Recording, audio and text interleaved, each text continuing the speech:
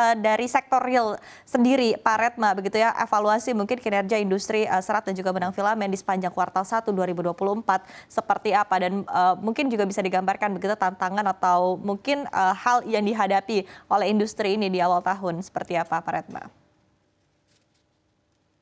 Ya, baik, Mbak. Memang kalau di industri kami di hulunya industri tekstil, termasuk di industri tekstil, kinerjanya belum ada perubahan yang signifikan ya dibanding dengan 2023 kuartal sepanjang tahun 2003 di 2024 kuartal 1 ini belum ada perubahan yang signifikan meskipun kemarin ada Lebaran, ada momen Idul Fitri gitu ya. Tetapi memang utilisasi di kami rata-rata industri tekstil ini menurut catatan kami itu masih sekitar 45% dan kami proyeksi di kuartal 1 2024 ini pertumbuhannya masih akan negatif ya. Kalau kita lihat kemarin di 2023 kan pertumbuhannya juga masih masih negatif ya, negatif 1 ya. Mungkin kuartal 1 2024 ini memang masih sekitar negatif 1 ya karena memang belum ada hal yang signifikan yang awalnya kemarin diharapkan dengan adanya pemilu dan adanya Lebaran ini akan bisa menaikkan utilisasi, ternyata kan juga belum sampai situ ya. Jadi kondisi masih sama aja dengan di 2023.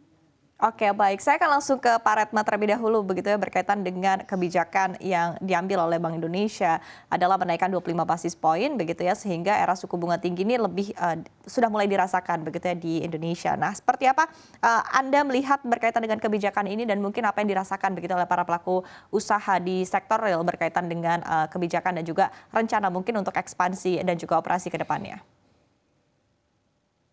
Ya pasti ya kalau buat industri, termasuk di industri kami ya, itu kan juga pasti akan jadi beban ya, beban beban tambahan meskipun di sisi lain kami sangat paham apa yang dilakukan oleh Bank Indonesia dalam merespon kondisi terakhir perekonomian di Indonesia gitu ya. Tetapi ini kan juga akan jadi beban, di sisi lain akan jadi beban buat industri. Kalau untuk ekspansi sepertinya masih belum ada tanda-tanda akan ada ekspansi yang cukup signifikan di industri tekstil ini karena dengan kondisi dan kebijakan-kebijakan yang sekarang masih bolak-balik tidak ada kepastian, ekspansi ini akan menjadi akan ditahan dulu. Kami akan melakukan banyak banyak perusahaan akan wait and see ya melihat kondisi. Tapi yang pasti yang jadi beban dengan kenaikan suku bunga ini kan di modal kerja ya. Karena modal kerja mau nggak mau kita masih tetap akan pakai. Karena sekarang dengan utilisasi 45% itu utilisasi yang ambang batas ya. Maksudnya ambang batas adalah ya kalau kita nurunin lagi akan sulit. Kalau kita mau ngomong pilihannya banyak pabrik akan tutup. Jadi mau nggak mau kita akan tetap jaga, kita bisa tetap berproduksi meskipun di 45% utilisasi. Artinya modal kerjanya akan terus-terus kita pakai dan kita memerlukan modal kerja dan dengan adanya kenaikan suku bunga 0,25 basis poin ini tentu akan menjadi tambahan di antara banyak tambahan kos ya.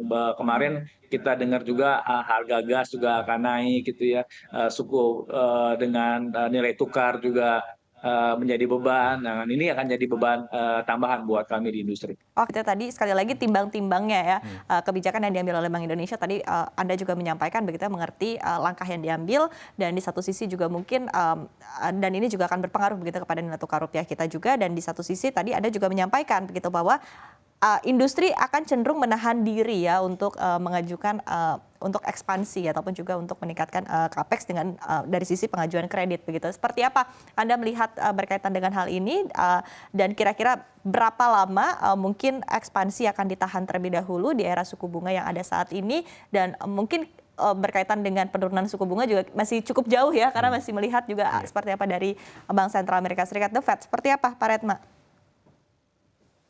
Iya, memang ekspansi ini kita tahannya juga memang bukan hanya karena masalah suku bunga aja ya, terutama karena masalah yang tadi disampaikan, masalah market gitu ya. Kalau kita ngelihat sekarang masalah pasar ekspor, dengan suku bunga seperti ini beban nambah buat ekspor ya makin agak susah ya, makin tidak bersaing lagi gitu. Daya saingnya akan terkoreksi juga. Nah, tapi yang paling utama kenapa ekspansi kita tahan ya tadi market di luar, terutama Uni Eropa, Amerika, Uni Eropa masih banyak masalah, inflasi di Amerika besar, juga daya beli juga nggak seperti sebelum pandemi kemarin.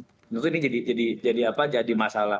Sebetulnya harapan kita kan ada di pasar dalam negeri. Jadi mau nggak mau ya pasar dalam negeri yang harus jadi tumpuan utama. Dan saya kira memang pasar dalam negeri ini dengan proyeksi tadi pertumbuhan ekonomi yang masih cukup baik ya, saya kira masih di level 5%, saya kira daya beli masyarakat kita akan cukup bagus, dan itu yang akan menjadi tumpuan utama. Tapi kalau untuk ekspansi di pasar dalam negeri, saya kira masih banyak hal yang perlu diperhitungkan gitu ya, karena pasar dalam negeri kan nggak besarnya juga kan nggak seperti pasar ekspor ya yang sangat besar. Tapi Tapi kalau pasar dalam negeri evaluasi untuk untuk di sementara ya mau kuartal nggak mau. 1 daya beli di dalam negeri seperti apa, Pak Retma?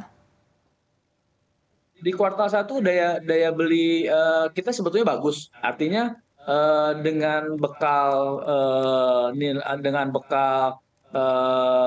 pertumbuhan ekonomi sepanjang 2023 di kuartal 1 daya beli kita tidak ada masalah. Artinya masih banyak. Cuman yang jadi masalah adalah ketika market itu diisi oleh barang-barang impor. Jadi itu yang membuat kita produk dalam negeri sulit untuk bergerak gitu ya, karena marketnya dipenuhi oleh barang-barang impor. Jadi saya kira memang dengan kenaikan suku bunga ini di satu sisi BI berusaha untuk menyentabilkan nilai tukar. Kami sangat-sangat mengerti itu. Tapi sisi kedua sebetulnya harus ada hal lain yang dilakukan oleh pemerintah, yaitu bagaimana seperti perintah Pak Jokowi untuk mengendalikan impor. Jadi kan kita ketergantungan terhadap bahan baku impor kan sangat-sangat tinggi nih.